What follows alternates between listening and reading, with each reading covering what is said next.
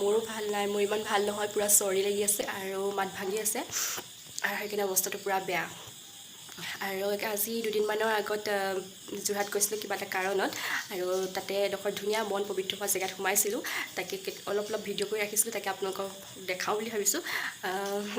তো ভিডিঅ'টো আৰম্ভ কৰোঁ আপোনালোকে ভিডিঅ'টো চাই পেলাই কেনেকুৱা পাই ক'ব ঠিক আছে তেনেহ'লে বলকচোন ভিডিঅ'টো আৰম্ভ কৰোঁ আৰু আমাৰ নাইৰা অকণমান ডাঙৰ হৈছে দেই একদম কলকলাব ধৰিছে বৰ মৰম লাগে কেতিয়াবা আৰু চাবচোন তাইক মই অলপ ভিডিঅ' ইয়াত লগাই দিম তো আপোনালোকে চাব ঠিক আছে বলক ভিডিঅ'টো আৰম্ভ কৰোঁ কেনেকৈ কয় মই নে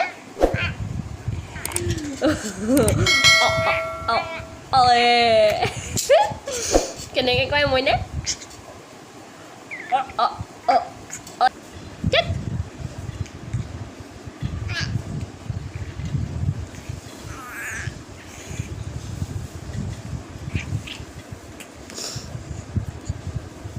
নাইৰা জুলি আছে ধুনীয়াকৈ জুলাই আছোঁ তাই সাৰ পাই আছে দেখিছেনে একদম ভৰিখন মাৰি আছে একদম পুৰা কলকলাই এইজনী নাইৰা একদম ভৰিখন মাৰি আছে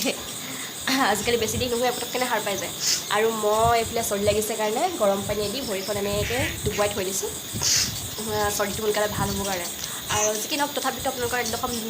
মন পবিত্ৰ হোৱা ঠাইলৈ লৈ যাম বেছি দীঘল নহয় ভিডিঅ'টো একদম সৰু ভিডিঅ' তেনেহ'লে বলকচোন একদম তাত গৈ লগ পাই আছোঁ হেল্ল' এভৰিৱান মই আজি আপোনালোকক লৈ আহিছোঁ যোৰহাটৰ হাতীগড়ত থকা বাবা ৰামদেৱ মন্দিৰলৈ আৰু এই মন্দিৰ সৌন্দৰ্য চাওকচোন কি সুন্দৰ আৰু আমি আহিছোঁ গধূলি আৰু গধূলি লাইটৰ পোহৰতো এটা বেলেগ এটা সৌন্দৰ্য ইয়াত উপভোগ কৰিব পাৰিছোঁ আৰু সেইকাৰণে ভাবিলোঁ আপোনালোকৰ লগতো শ্বেয়াৰ কৰোঁ তেন্তে বলকচোন ইয়াৰ ভিতৰ ভাগ চাওঁ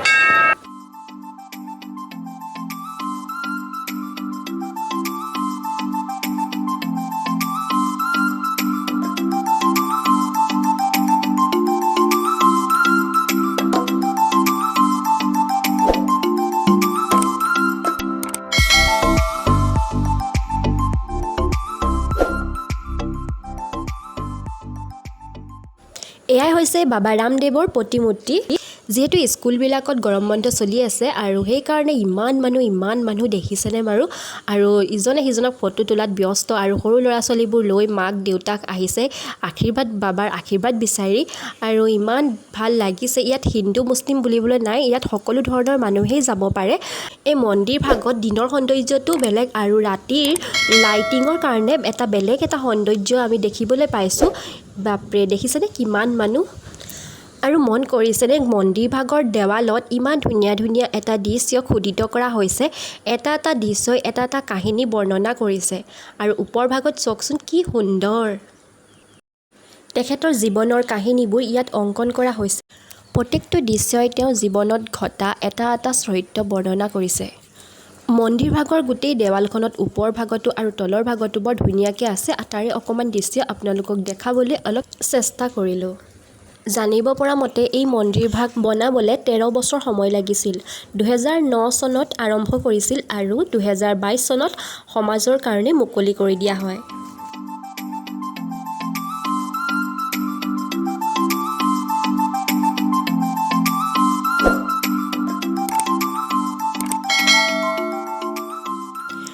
পুৰোহিতৰ পৰা জানিব পৰা গ'ল যে এই বাবা ৰামদেৱ হৈছে বিষ্ণুৰ 24 অৱতাৰৰ ভিতৰত তাৰে মাজত এজন হৈছে ৰামদেৱ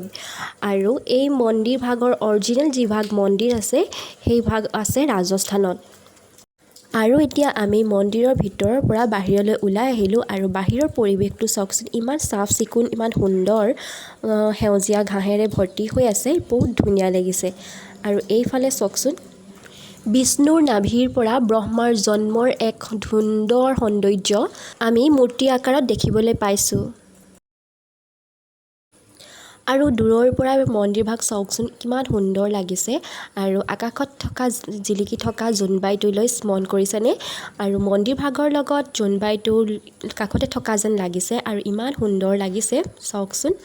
আৰু মন্দিৰৰ কাষতে এইফালে টয়লেটৰ ব্যৱস্থাও আছে, লেডিজ টয়লেট, জেন্টছ টয়লেট, সকলোবোৰ সুবিধা এই মন্দিৰ ভাগৰ বাউণ্ডেৰীৰ ভিতৰত আছে। মন্দিৰ ভাগ আপোনালোকক বহুত বেছি ভালকৈ দেখাব নোৱাৰিলোঁ যিহেতু আন্ধাৰ হৈ আহিছে। যিমানটো পাৰোঁ সিমানটো আপোনালোকক দেখাবলৈ চেষ্টা কৰিলোঁ। কেতিয়াবা আকৌ আহিম, এবাৰ আহিলে দিনত আহিম, অলপ সময় উলিয়াই আকৌ ধুনীয়াকৈ ভিডিঅ' কৰি আপোনালোকক দেখাম। আৰু আপোনালোকো আহিবচোন, এই মন্দিৰ ভাগলৈ আহিলে মনটো পবিত্ৰ লাগি যায়, লগতে ইয়াৰ সৌন্দৰ্য উপভোগ কৰিও কিমান ভাল লাগে। তেনেহ'লে আজিলৈ আহোঁ, আকৌ আহিম নতুন এটা ভিডিঅ'ৰ সৈতে। Bye bye.